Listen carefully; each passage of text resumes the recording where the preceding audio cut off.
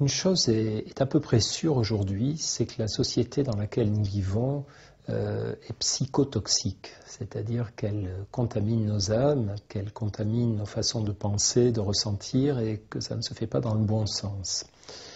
Ce que j'appelle une société psychotoxique, c'est par exemple la nôtre dans ses aspects matérialistes. On parle de société matérialiste lorsqu'une société met au sommet de ses valeurs des valeurs telles que le pouvoir, la réussite, la possession matérielle.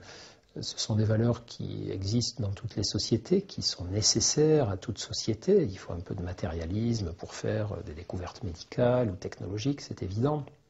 Mais lorsqu'elles passent du rang d'outils au rang de Dieu, au rang de valeur suprême, comme c'est le cas chez nous, alors ça pose de nombreux problèmes.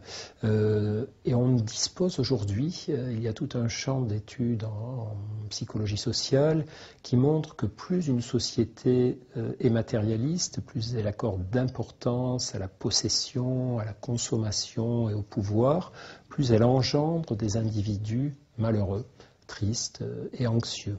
Et plus un individu a un fonctionnement tourné vers le matérialisme, plus il est insatisfait, tendu, anxieux, exposé à la tristesse, au spleen et aux états d'âme négatifs.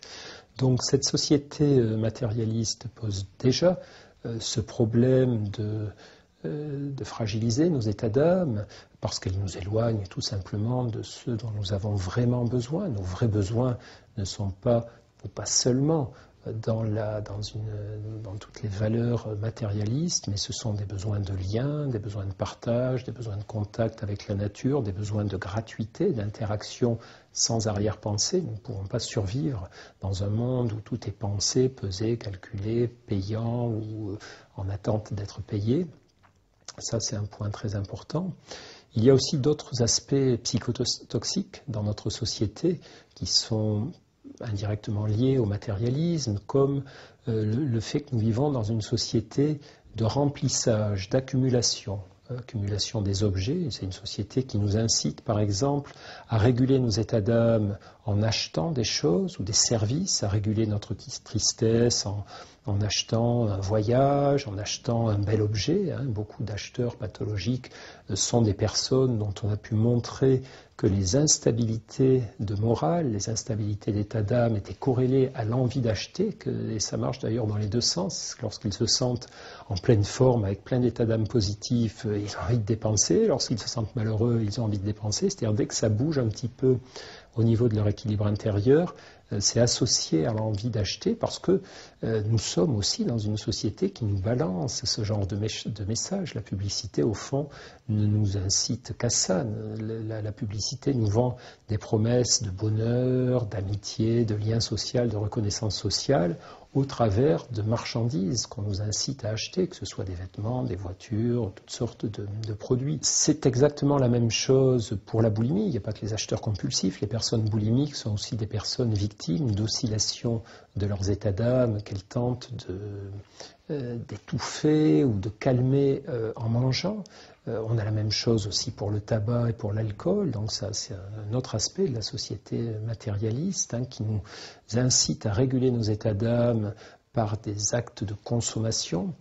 Il y a encore un autre aspect de cette société qui pose beaucoup de problèmes par rapport à l'équilibre intérieur, c'est que c'est une société qui fonctionne comme si elle avait décidé d'évacuer la lenteur, l'ennui, le vide, le calme, comme s'il fallait que nous soyons en permanence occupés, suroccupés, comme s'il fallait que chaque instant soit l'objet et le moment de faire quelque chose, d'avoir une activité.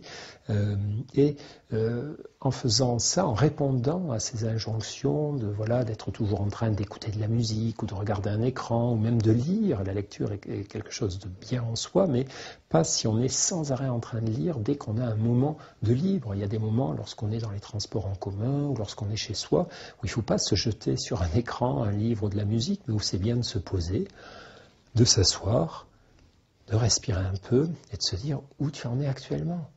Qu'est-ce qui se passe dans ton corps? Quelles sont les pensées, les émotions, les états d'âme qui circulent en toi? Comment ça va?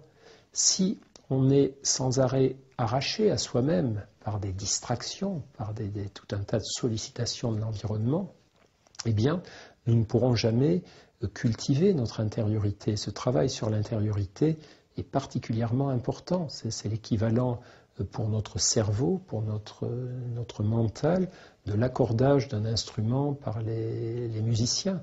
Les musiciens doivent régulièrement prendre un peu de temps, non pas pour jouer, mais pour accorder leur instrument, pour en prendre soin. C'est pareil pour nous, par rapport à notre esprit, par rapport à nos âmes, notre cerveau, nous devons prendre du temps pour voir un petit peu comment il va, si ses besoins sont satisfaits.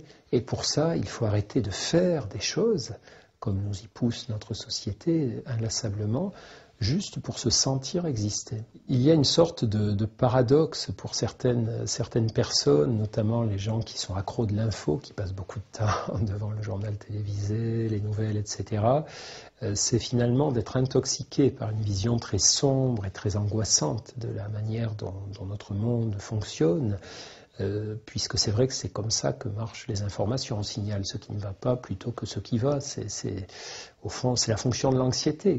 Notre cerveau, les parties de notre cerveau qui sont en charge de l'anxiété font juste leur boulot. Le boulot de l'anxiété, c'est de nous signaler les dangers. Et c'est plus important pour notre survie de savoir repérer les dangers que de savoir repérer les bonnes choses, paradoxalement. D'abord survivre et après profiter.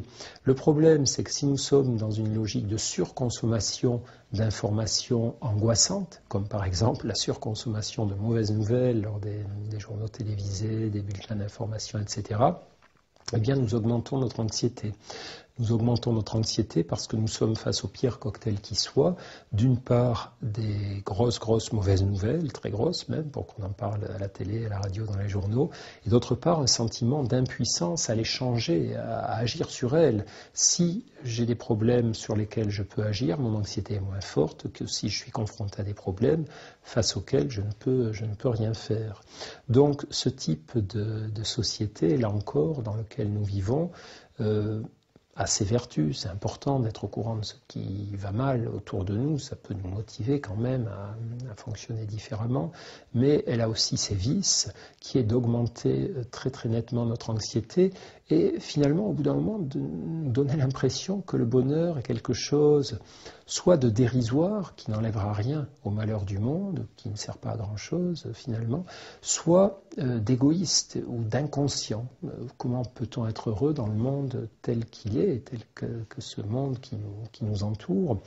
Et en réalité, c'est évidemment tout l'inverse. Le bonheur est important justement parce que le monde est compliqué, n'est pas toujours juste, n'est pas toujours cohérent, n'est pas toujours rassurant, il est violent, il est imprévisible. Et c'est bien pour toutes ces raisons que nous avons besoin d'être aussi heureux que possible lorsque c'est possible, parce que ce bonheur-là, loin de nous rendre inconscients, nous donne des forces pour retourner ensuite vers l'adversité.